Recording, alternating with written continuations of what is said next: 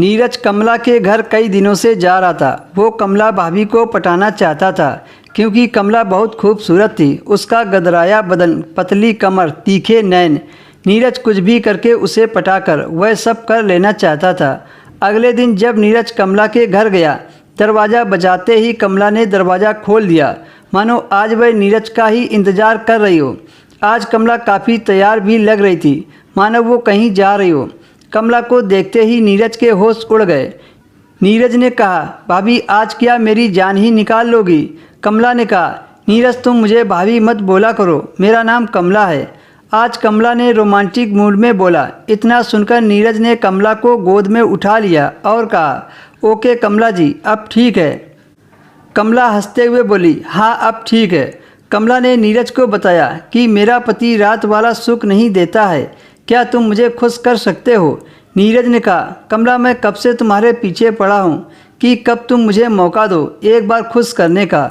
कमला नीरज से कहती है, मैंने आज तक किसी पराये मर्द को टच नहीं किया है, इसलिए मुझे बहुत शर्म आती है, इसीलिए मैं तुम्हें भाव नहीं देती थी। पर अब हम दोनों दोस्त बन गए हैं तो आज मैं तुम्हें अपना सब कुछ दूंगी। फिर कमला नीरज को लेकर एक कमरे में चले गए और जाते ही नीरज कमला के होठों को चूमने लगा और दोनों एक दूसरे से ऐसे लिपट गए जैसे पति पत्नी हो।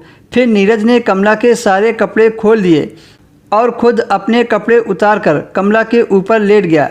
नीरज ने कमला को 2 घंटे तक लगातार प्यार किया और फिर जब कमला पूरी तरह खुश हो गई तो दोनों ने कपड़े पहने और कमरे से निकलकर हॉल में बैठ गए।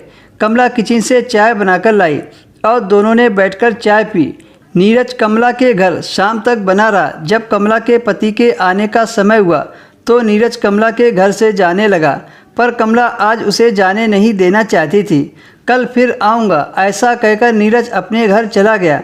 जब कमला का पति आया और बोला, कमला देखो मैं तुम्हारे लिए क्या लाया हूँ। कमला ने जब बॉक्स खोला तो उसमें सोने का हार था।